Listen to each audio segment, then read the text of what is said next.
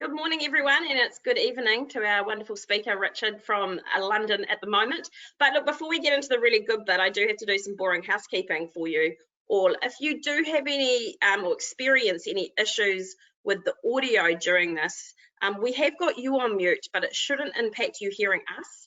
So do go through, check your laptop, check there on the slide there, it shows you some things to just check that your speakers are plugged in, your headphones, etc. At worst case, go to just using your mobile phone. We've found that that's probably been the most successful way to get audio if you have any issues. This is live, so we have got Richard here. Please do ask questions through the event. We've had some submitted previously, but we would love to hear your thoughts, get your questions. We've got this wonderful opportunity with this fantastic brain here, so let's pick it as much as we can while we've got the opportunity. And welcome, Richard. Thank you. My pleasure to be here. Look, I think it was just over a year ago that we last spoke. I think you were in transit going through an airport somewhere. I think we spoke twice and you were airporting both times, and the world's changed a little bit since then. Yeah, just a touch. Yeah, no more airports. I can't remember the last time I went to an airport, so just a little bit. It's been interesting. Yeah, I can't say I don't totally miss the big airports, but you know, yeah, I do have the odd moment if I see a plane. I'm like, oh, it'd be nice to be on that. Go somewhere warm. Hey, look, now I'm pretty sure people are familiar with Trucost, but for those who might not be, did you want to just talk us through, you know, what it is, what it does, what it's all about, and your role as not only founder but CEO? Sure. Yeah. I mean, we founded Trucost around 20 years ago, and we really founded the company with the intent to enable more information flow in capital markets, which I know is something we're going to be talking about a lot today. So the name Trucost actually comes from our view that really we need to understand externalities. So we need to understand some of the problems that are created that really those that create the problems don't bear the cost of those problems. So these are in economics terms are called externalities, and hence the name Trucost, because we actually wanted to understand the true cost of business activities and tell everyone about that. So our mission really is to create transparency on some of the issues that we see in the world and shine a light on those issues. So really looking at things like climate change, waste, water, natural capital issues, issues on the broader sustainability spectrum, and looking at things like the Sustainable Development Goals, for example. So at Trucost, we take a very data-driven approach, evidence-driven approach to looking at some of these topics, and we really research quite deeply the activities of around 15,000 companies globally,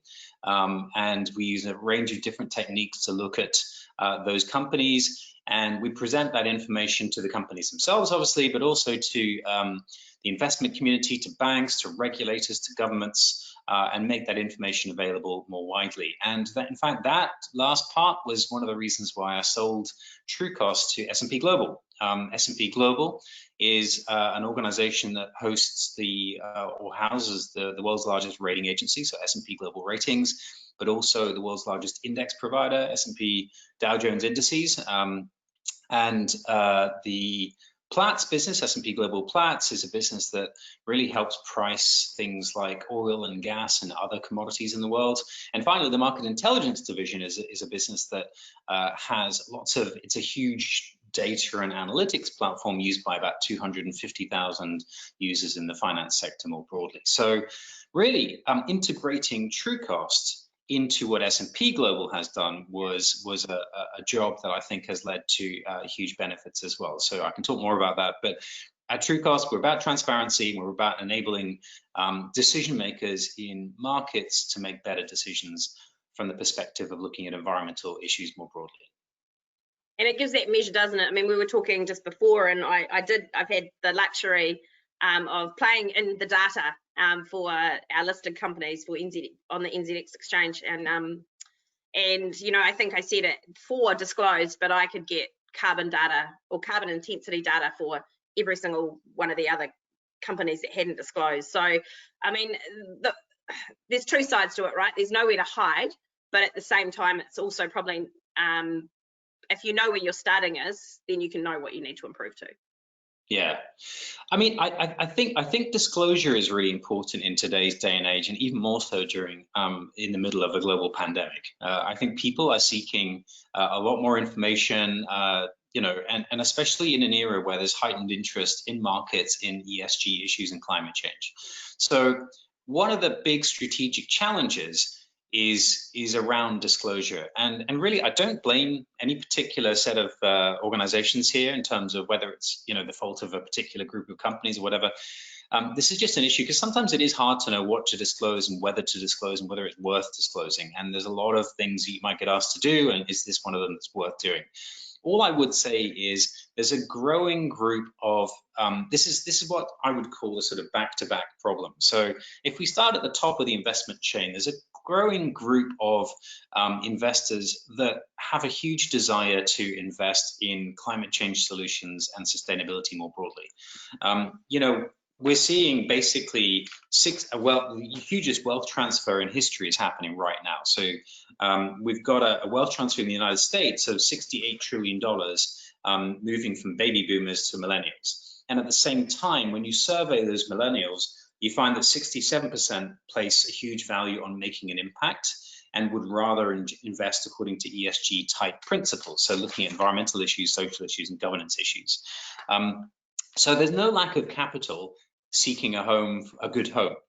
But the problem we have is then that puts a bit of pressure on, for example, asset managers who need better information to prove to those people with money that actually they're doing the right thing. And so they need to prove that the funds they're running and the indices they structure are actually doing the right thing. And to do that, you need better information from companies. Companies are looking for capital, they're especially looking for cheaper capital.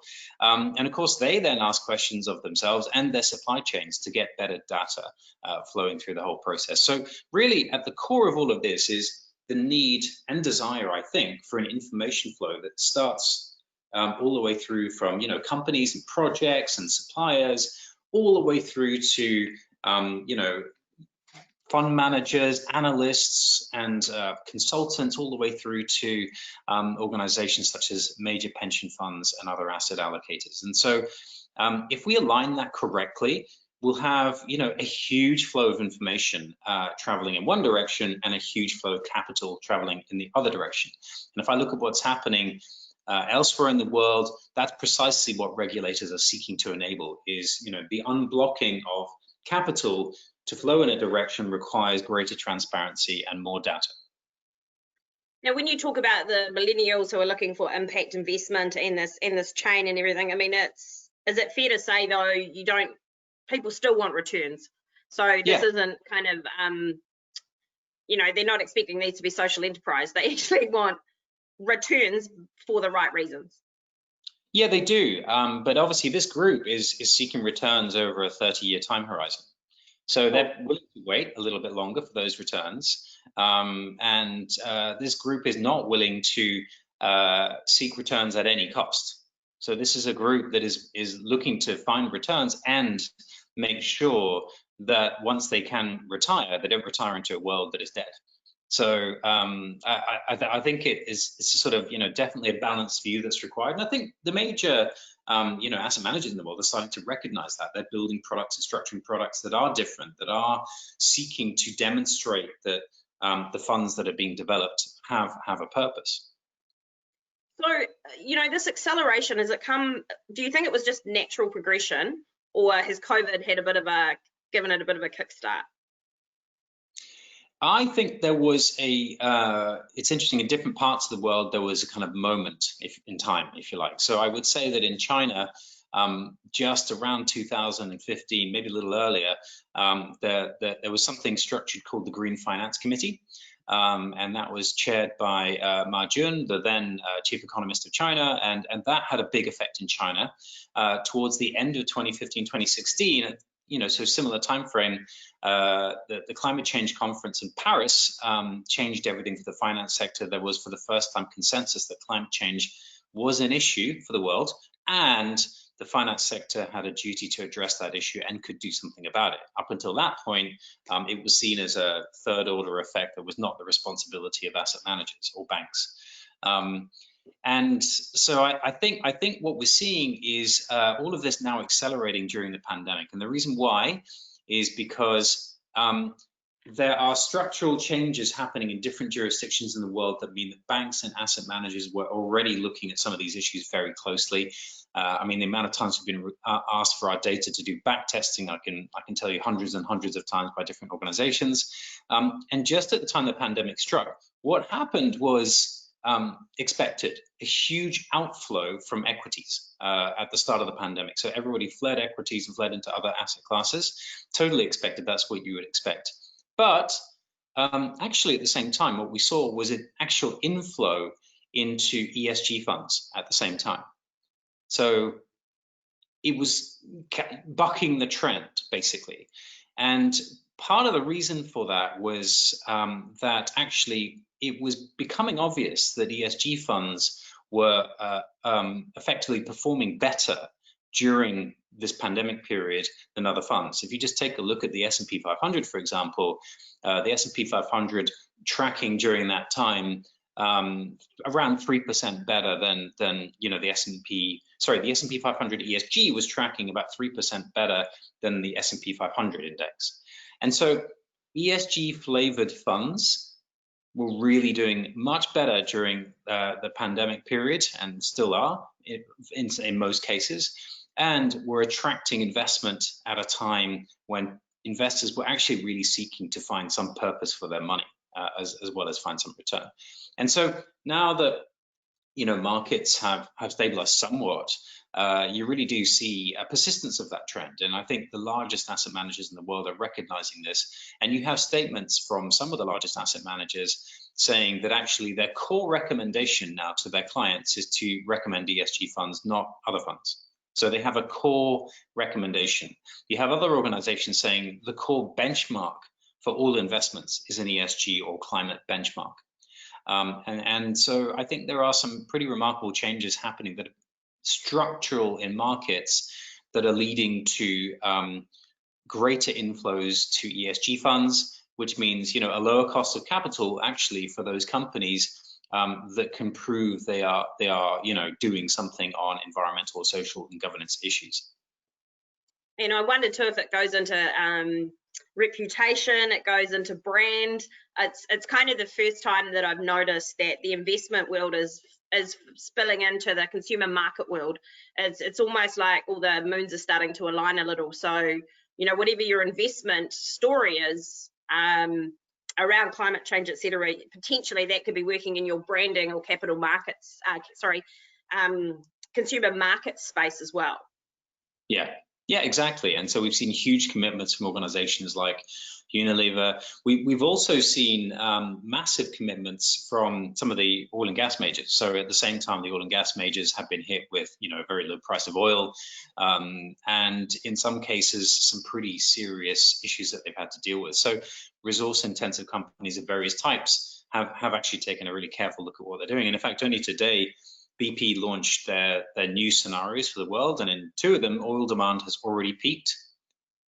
And in the 3rd, demand only nudges to peak at 2025 and then declines. So that's pretty remarkable, actually. If you look back 5 years, I can't imagine any oil major that would say in 2 of the 3 core scenarios they have for the future that oil has already peaked. And in fact, that's good news, because our analysis, S&P Global Platts, would say that really to be on a 2-degree climate scenario or lower, we do need to reach peak oil demand for the world by 2025, all oil demand. So that includes, internal combustion engines, that includes, everything basically. So I think, in a sense, we're seeing some really interesting accelerated trends, and businesses reacting in ways that say, well, maybe we shouldn't go back to business as usual. Maybe we should return to business in a different way.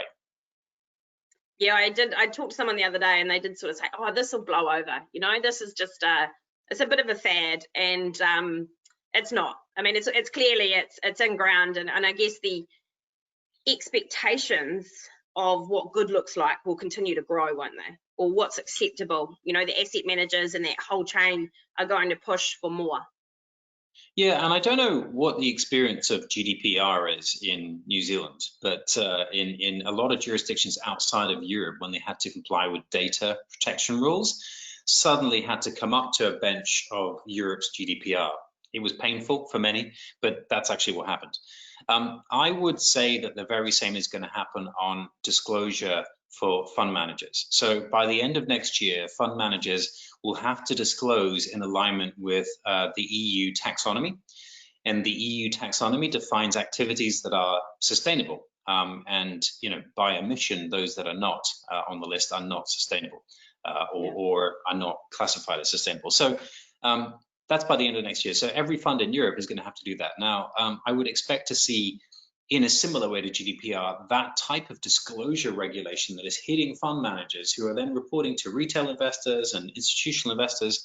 That kind of disclosure requirement is going to trickle through to other jurisdictions and mean that basically other fund managers or those running funds in different parts of the world will probably step up to do the same, which puts more pressure on companies and other issuers to really be more transparent. So, my advice is, if you haven't done so already, start getting ready, start preparing. Yeah. And I mean, I guess to that disclosure, I mean, we talked about this before earlier. It's about, isn't it, reassuring people that you don't need to be perfect. Like, no one expects you to come out with the world's lowest carbon intensity. If you happen to have the highest, the world just wants to, or the investors want to understand, how are you going to get from there to a more acceptable level? Yeah. So, I mean, the basic starting point is disclose something, start measuring something. There's lots of standards out there, voluntary disclosure standards. There's the GRI and other standards out there. But, the World Economic Forum with the International Business Council has just put together a list, I think, of only 26 things you need to disclose on. So really, you can disclose on a minimum level of issues and impacts and positive things and negative things. And actually, it's really not that difficult to get started. There might be a perceived risk to be more transparent, and I get that. I get, those discussions are normal and those fears are normal. By disclosing, will we get penalized?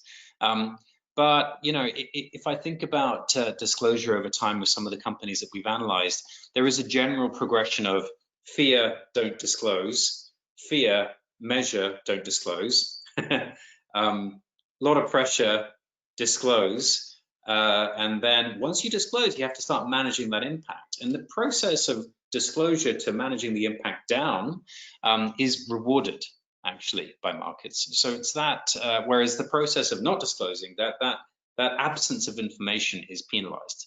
I can tell you that in Japan, for example, the structuring of an index by GPIF or for GPIF, the world's largest pension fund in Japan, we put together a climate index in Japan, and there was an inbuilt penalty for a lack of disclosure at their behest, actually. And so what we did was we structured that fund to have a penalty of up to 30% in terms of where a company was positioned in the index relative to normal. And the rationale for that was that this is not just about measuring how good you are, it's actually about measuring how committed you are to really understanding and making progress on this. And so automatically, some companies who had measured their emissions for many, many years started to disclose. And we saw the disclosure levels jump very significantly within a period of 6 months from the launch of that index, as we found that companies who are understanding what it took to get in the index or to get positioned well changed their attitude on disclosure. So I think disclosure, if managed correctly, can be rewarded, definitely. Yeah, so rather than fear it, give it a go. I mean, you have to start somewhere, and I do wonder at times how much strategic energy, time, and dollars are wasted trying to fix things that we don't really understand and we haven't measured. Yeah, exactly. Yeah, there's a perception, if you haven't measured something, there's a perception that it might be bad and you shouldn't measure it. And in fact, people would say measurement carries a liability. As soon as we measure it, we're going to get asked for it. If we know what the answer is, then that's a problem. So let's not measure it. But honestly, I would say that's somewhat burying your head in the sand, because someone else will measure it for you. I can tell you that for many companies in the world, we actually have ways of triangulating precisely what your risks are without disclosure. So in other words, in some cases, disclosure by companies being disintermediated.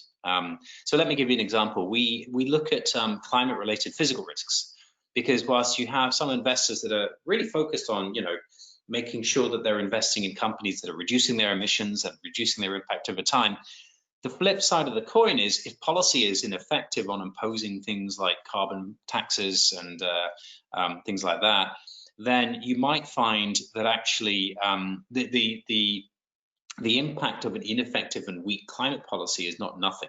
The impact of a weak climate policy is a huge amount of physical climate risk. So things like floods, droughts, wildfires, rising sea levels, all those types of things have massive impacts on companies in real terms. And so what we've done is we've looked at the extent to which we've looked at all of the assets owned by companies, and for a group of 15,000 companies globally. We've mapped that out to geographically where those assets are. And we've mapped on top of that 8 climate hazards. So these are physical risks like floods, droughts, wildfires, and things like that. And we've looked at the impact over 3 climate scenarios going forward out to 2050. And so really what you can see from that data set, we've actually mapped out the risks that those, things like infrastructure, airports, a whole range of power stations, mines, all that kind of thing. We've looked at the risk associated with all of that. And that information is now being made available to investors who are structuring products on the back of that. So even without the disclosure of all that information, I can tell you it's not disclosed by most companies, that type of information. We're still able to triangulate that risk, understand it, and do something with that information.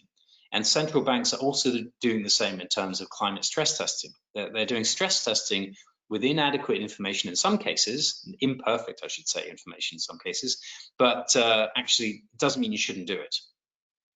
And I guess too, if you do it yourself and you're aware of it, you can kind of own the narrative. And I mean, there's probably a number of companies that don't realize that, I was probably quite surprised when I went through the data and how detailed it was. And, for the carbon intensity, it's down to the ton per million reported. So as you say, someone's going to do it. But if you own it, then you can actually own your narrative and actually control, I guess, the next steps of that and the conversation, as opposed to just it being an anonymous assessment in the background. Yeah, and that's right. And at the end of the day, everybody wants to engage on this topic and everybody just wants better information. So whether you're talking about a bank lending you money, sustainability linked loan, for example, they're going to want some information to give you that money. Now, they might give you a lower interest rate. In fact, in many cases, they will, if you can give them better data. You might have an investor who is interested in your sustainability record and is using data sets like the one I just described. And if they don't have the right information feeding into that, then they're really not able to act in the right way in certain cases, and they do want to engage. You might have a credit rating agency who wants to give you a better rating in return for understanding that you have a lower risk, but without disclosing that you're managing information in the right way and you're reporting and being transparent on it, it's hard for them to do so. So I think there are several situations where transparency leads to benefit if you manage it correctly. You can positively inform your credit rating if you can show that you've lowered risk from the perspective of reducing carbon emissions. It's already feeding into S&P's credit ratings. We already have all of this information flowing in there. And you might be able to get a cheaper loan, you might be able to get a lower cost of capital. So I think all of these types of things are really important to understand. Or, for an issuer, it's a whole, I guess, new investment community, or not necessarily new, but a bigger, more committed investment community as well, that I guess gives wider opportunities for them as well. Also, I think the other thing to think through as well is the fact that nobody really expects companies to be perfect today. Like, we still need oil and gas. We still need some of the things that create an impact in the world, and we still haven't, we haven't got answers for all the problems we have, for sure. And it is about a transition. It's about a transition to a world that is more sustainable, fairer, and just and equitable. But actually, we need to see that progress is being made at the same time. So nobody's perfect, but we need to see progress. And I think against that backdrop, there are a growing mass of investors who are really analyzing, themes. And so what they're looking for is evidence that companies are building business models that speak to the themes of the future.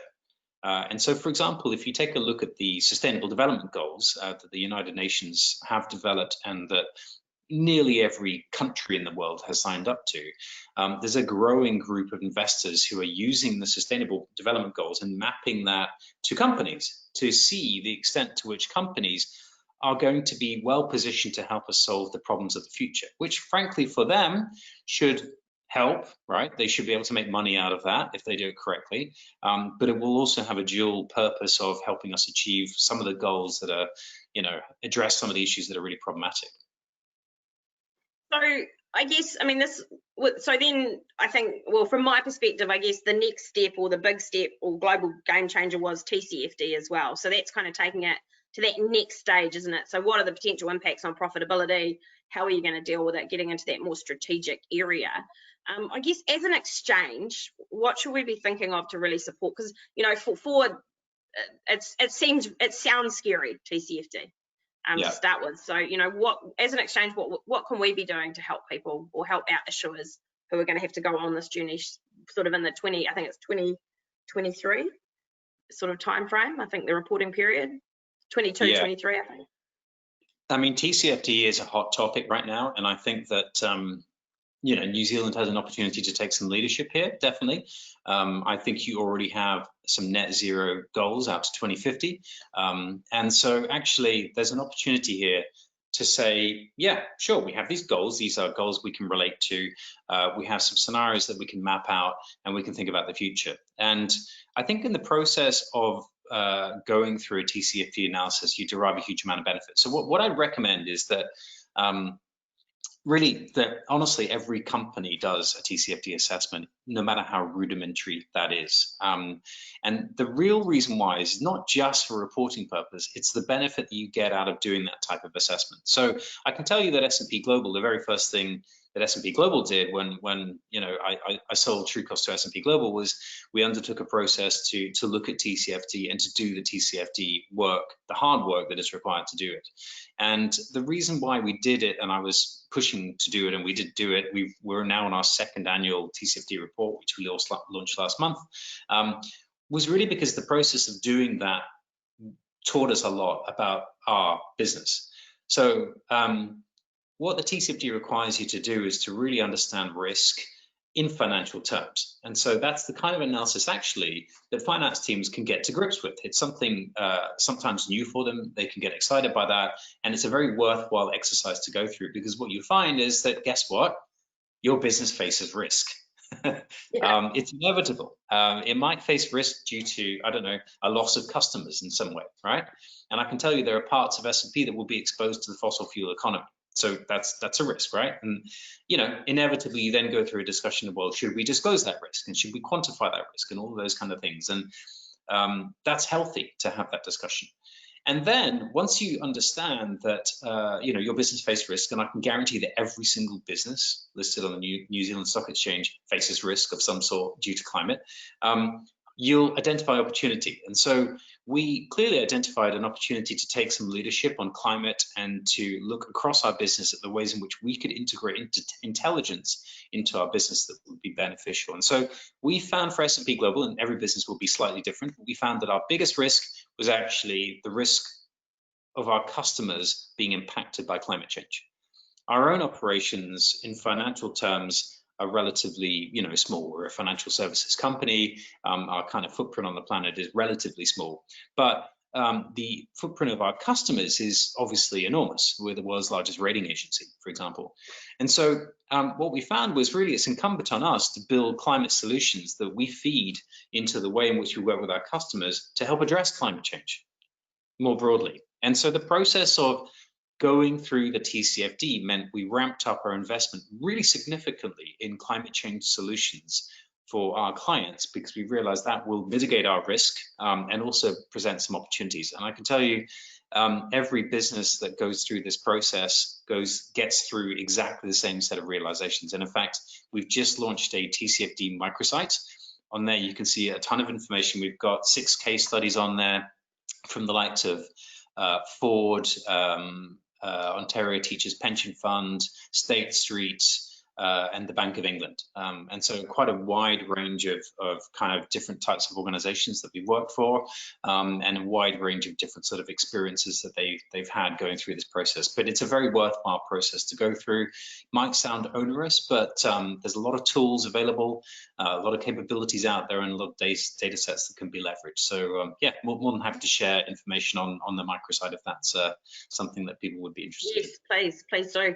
And you know, when I'm hearing, you know, what I'm hearing you say too is don't just isolate that. You know, to me it sounds like something you would integrate into your full strategy, because if you're finding business opportunities, you can create better conversations with your customers. It's actually not just about reporting TCFD, is it? It's actually about making your business a little bit more resilient and stronger for the future.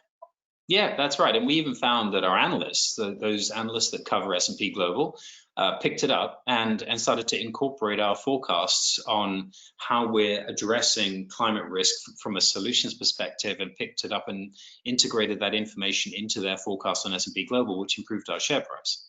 So I can tell you it has, you know, multiple benefits from the perspective of a deeper engagement with client, an understanding of your investment needs internally, a building out of resilience for your business, better communication, I think, with your clients as well, because you're kind of starting to speak to the topics that they're, you know, the issues they're going through.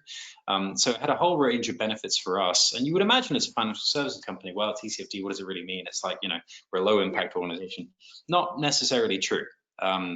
So yeah, it was an interesting process, and I really would recommend that every company goes through this process, because I think even in a limited way, it will teach you a lot. And I imagine too, you know, and I guess people will be doing this for COVID anyway, but it gives you a chance to investigate your supply chain as well, and really understand it more intimately. And you know, as you say, you might be at the end and your particular business isn't a big impact, but if there's somewhere along that supply chain, customer or supplier, then there's going to be an issue, or I guess a dynamic moving risk for your organization. Yeah, I think it's you know, you can get to a point where you really understand. I mean, we did this kind of in the flip way. We did it with our customers. So we analyzed all of the major customers that S&P Global has, and looked at the risks that those customers have, and even the risks they have indirectly, whether it's through supply chains or otherwise. And it allows you to analyze, you know, first, second, and third order risks, and really get a wider appreciation of the kind of the world we live in, and how dynamic and variable it is, and how it's changing. So, you know, how will climate change plus pandemic change the world? So I can tell you that, you know, we looked at that particular question of climate change and the pandemic, and, you know, what does this actually really look like? And I think one interesting question around this that, you know, made us think about how we interact with the world ourselves is the question of how we return to work. So obviously there's a question of if and when we return to a normal working environment. But I can tell you that, you know, the analysis that we put together really asked a simple question.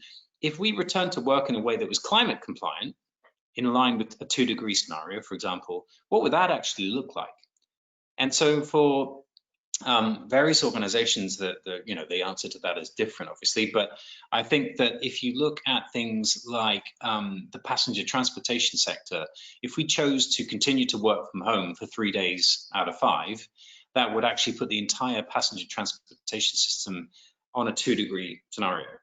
If you cut business travel by 40%, that will put the entire aviation sector on a 2-degree scenario. So a couple of things there that, you know, a lot of businesses could do quite easily would suddenly create a huge correction in the world from a climate perspective in the transportation sector, and also possibly would have major negative impacts too on those sectors that need to be examined. So I think, you know, we live in a world where more analysis is required of what the future looks like, and as we have sort of, you know, the interest of making sure that we emerge from the pandemic in a world that isn't, you know, careering into disastrous climate change, that there's a lot to analyze there. And I guess also taking a less binary perspective, I think we do have a habit, I'm not sure about the rest of the world, but I do find conversations in New Zealand, if we just fix this one thing. So if we don't fly, we save the planet.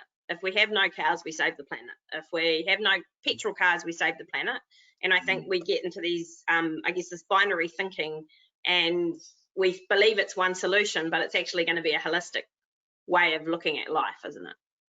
I think it is. And also, you could, for example, and there are some investors that do this, you could just focus on, from an investment standpoint, you could just focus on addressing the climate problems of the energy and mobility sectors, right? And so that sounds good, actually. That sounds like a really kind of thing, a good thing to tackle, because actually, you know, we know that we've got electric vehicles, and in fact, you know, we probably already reached in certain countries peak internal combustion engine. And we know we've got solutions for energy. So the IEA would say that the majority of Europe's power will be renewable, powered by offshore wind by 2040. So it's just about kind of accelerating all of these trends that are happening anyway. But what happens if we accelerate those trends of fixing energy and mobility and at the same time completely screw with nature, such that the entire world's kind of pristine areas are destroyed through consumption, for example? We might end up increasing climate change and accelerating climate change, even though we fixed it in two sectors that are kind of through man-made interventions. And so a broader perspective is definitely required. A more holistic perspective of understanding, you know, trade-offs is definitely required. And that's where initiatives like the TNFD, so you might have heard of the TCFD, but the TNFD is coming, which is the Task Force on Nature-Related Financial Disclosures. That's coming. Wow. That seeks to understand the broader view of, okay, you can reduce your CO2 emissions, but not at the expense of, you know, destroying pristine rainforests due to your consumptive behavior, for example. Wow, it's just, I guess, again, it's a reminder that we're never going to make it as such. It's always gonna be consistent progression. And so I guess in our minds, we've got to stop thinking that we'll do this and cool, we're done, we can have a rest, because the expectations will continue to climb. For sure, yeah. I mean, we have something like the TNFD because partly because, you know, the Brazilian the fires last year had a massive impact on Brazil, and there was very little done about that. You get fires every year, but they were particularly large. And, you know, fires are caused, they don't just happen naturally in the rainforest. They're caused because of land clearance. And so a Swedish pension fund, who I won't name, was actually on the front page of a tabloid newspaper for causing those fires. And they were kind of puzzled, but really they dug into it and found that they were investing in a company that relied on a supply chain that significantly impacted the rainforest in Brazil. And so, you know, hence TNFD. You need to actually really look for some of these risks quite deep and ask some pretty penetrating questions. We're all interconnected in the world, and so that unfortunately increases complexity when you're analyzing these kinds of issues, and does mean you need a more holistic approach to address these types of things. Wow. Okay, so I've got a few questions here. So one is, which ties into this, what do you think will be the next 2 to 3 key ESG disclosure areas coming in future years? Yeah, I mean, I think obviously an increasing need for things like climate stress testing. So I think it's not just about disclosing your carbon emissions, but also about disclosing under a set of scenarios. So I think, you know, that element is going to come under heightened scrutiny across the world. You've got a lot of central banks looking at those types of issues and testing their economies for various risks. And this is, you know, true financial analysis. I think also, you know, a lot of social issues have arisen during the pandemic, and so I think the heightened interest in sustainability bonds, for example, that have a social element as well, is going to be important. So making sure that, you know, as a business, you're understanding the broader purpose in the society in which you're interacting, and understanding what that means from a social perspective as well. So there will be more drive for social indicators, I would imagine. Other topics that we're looking at, you know, how do you integrate plastics in a portfolio management approach? So, you know, plastics is a topic. I think looking at sustainable agriculture is a topic that's really rising up the agenda from an investment standpoint. I know it's always been on the agenda, but it's definitely rising up the agenda from an investment standpoint, not least because of the need to look more broadly at nature and natural capital and those types of issues. So I think those are the types of things that are going to be increasingly demanded. A real focus on some of those topics coming through next year. Now, someone's actually asked if you could kind of go back to the TNFDs and elaborate a little bit more on that. Sure. Yeah. So TNFD task force. With someone. Yeah, TNFD. I can send a link to some more information on this in general, but it's at the very early stages, so it's not an official task force yet, but it is an organization that's backed by the UNDP and the UNEP Finance Initiative and a couple of other organizations too. And the intention is to, much like TCFD, so the intention behind TCFD was to shine a light on financial risks associated with climate change. You have two companies, 1 million tons of CO2 and 1 ton of CO2, which one has more financial risk? Well, you can't really tell from those numbers. You have to do a financial analysis to understand that more fully, whether it's like credit risk or other types of risk. TNFD is the same, but more broadly for other issues, including other issues such as, dependence on water, dependence on ecosystems, your impact in terms of pollution. Those types of things are kind of broader than just climate. And often what happens in ESG is you sort of have climate, and a really strong focus on climate, and then it's kind of skipped to social and governance. And you sort of have a part here, which is about our dependency on nature to provide all the services that we have. And so I think this task force is being designed to really take a look at some of the tools that have already been developed. So, for example, there are some tools that have been deployed by banks on looking at natural capital risks in lending, and to see how those tools can be scaled, and what would the ask be if we had a kind of an approach to understanding the nature value at risk. And so, we're doing a lot of research on the extent to which a massive impact on nature in different parts of the world would have a massive impact on companies, would have a massive impact, therefore, on markets more generally. And so, clearly this does happen. So I think that's a task force, therefore, that's emerging. It's been already backed by some major UN bodies, and I think the intention is towards early next year, they will actually formulate an official task force and an official mandate, and probably progress along similar lines to the TCFD. Amazing. It's interesting you talk about the social side of it too, around environment. I heard a great analogy the other day. I think it was someone out of Australia who talked about if you imagine a car, and environment's been driving the car, and social and governance have been strapped in the back seat. And then all of a sudden through COVID, we've got social as driving the car with environment in the front seat, but we've still unfortunately kind of got governance in the back. And given how it feels, that I don't think that we're going to end up with the E and S and G bleeding into each other, but I imagine the better the governance is, the better the ability to holistically look across the interconnected relationships in all of them, I imagine. Yeah, I mean, what people are looking for now is a much deeper understanding of the relationships between these different things. If you think about an impact investor, what they typically tend to do is they identify several themes for the future, like, what would we expect the successful companies of 2030 to actually do? How would we expect them to interact in the world?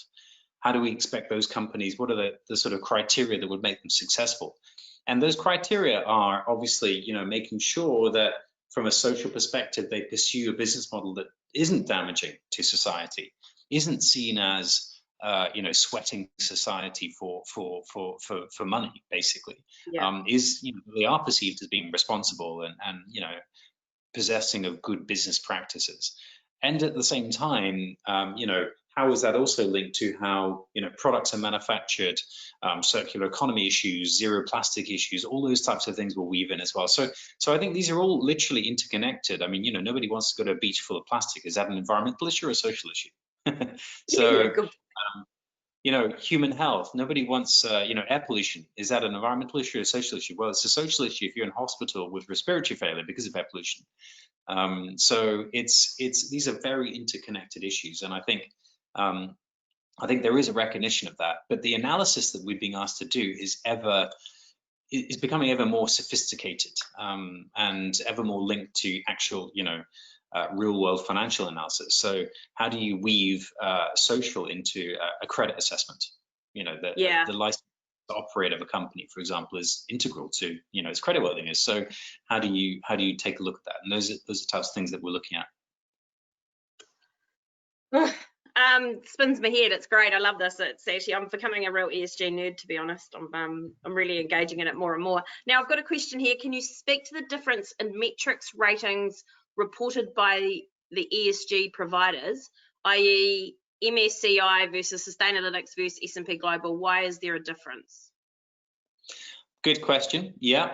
So first thing I'd say is, these metrics have emerged over time, and so all the different providers have usually a pretty common base, actually, to the types of questions that are looking to answer. What differs is the way in which they might consider certain questions to be more important than others, which is the reason why you see a difference in those scores and ratings, if you like. So, and also because they're seeking to answer, many different questions and then weighting and pulling them all together. So you do see a bit of a difference in the approaches there. What differs between the three of them, and of course I'm slightly biased because I do come from S&P Global, but what differs between the three of them is they're all, very well thought through and very well researched processes. What typically happens is an ESG rating agency will take a look at public disclosure, and then they will collect that information, put it into a format, score it, and create some ESG scores. If the information is lacking, some of them, send a questionnaire, and some of them use some models to fill some gaps. What we do at S&P Global is really a very deeply engaged process.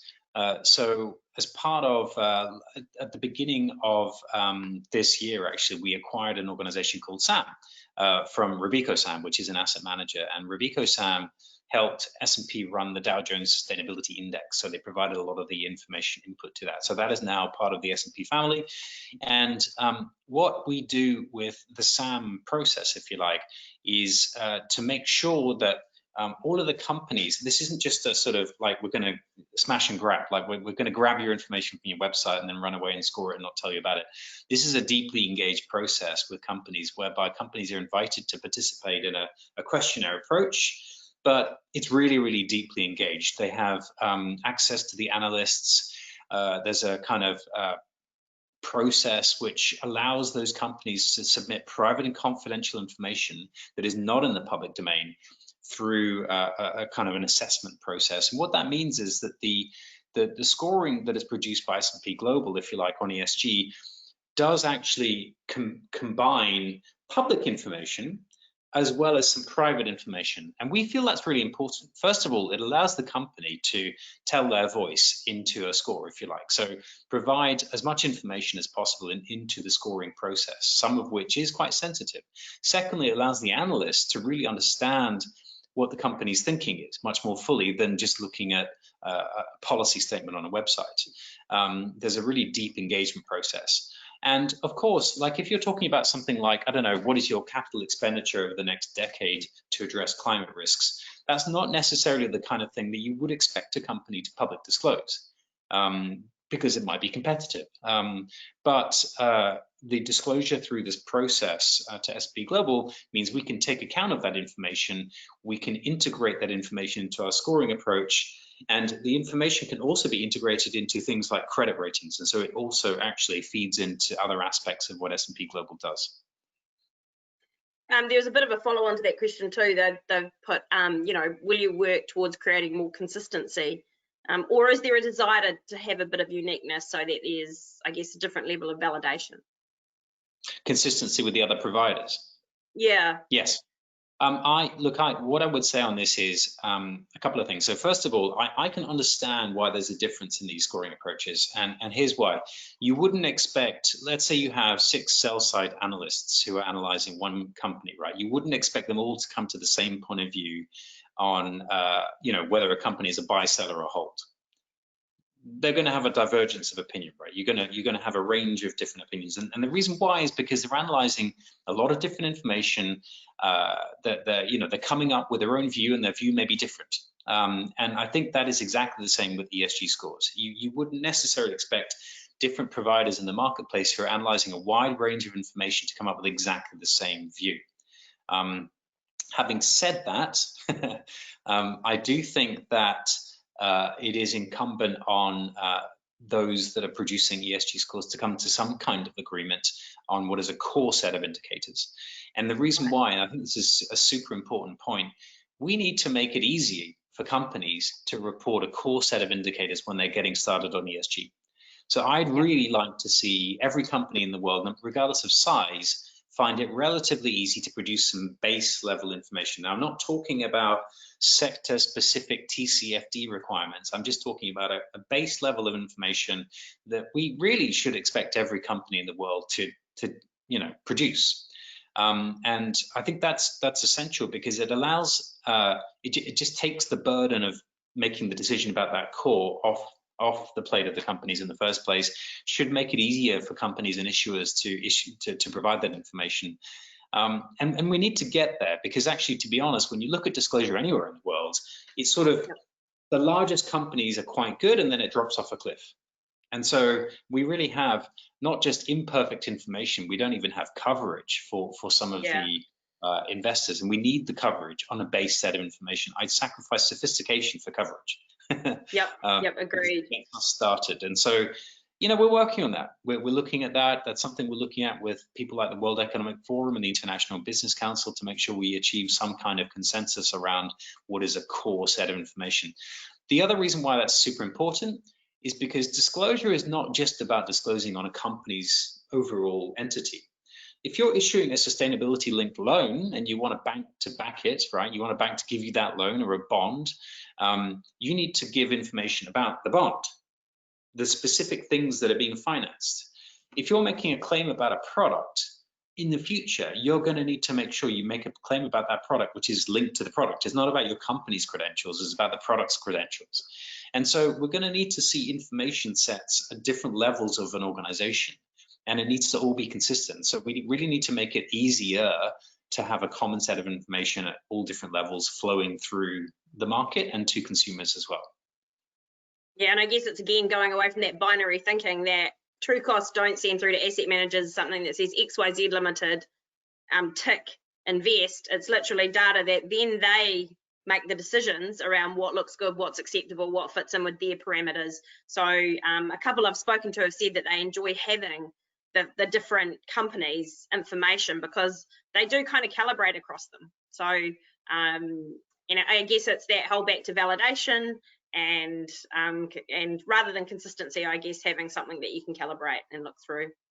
Now I've got another question here, and you knew that was going to come from me about agri. So many put forward regenerative agriculture as a pathway forward for New Zealand for many reasons, including mitigating risks posed by climate changes.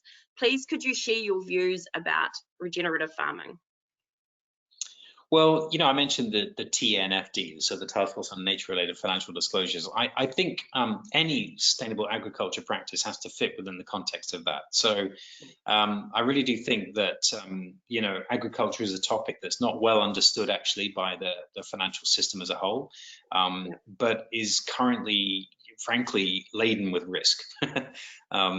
And also, I think it's very difficult because of the fragmented nature of agriculture for there to be sort of, some grand big consensus and a set of actions that are easy to sign up to. And so, I have huge sympathy for those that are trying to find solutions in this space.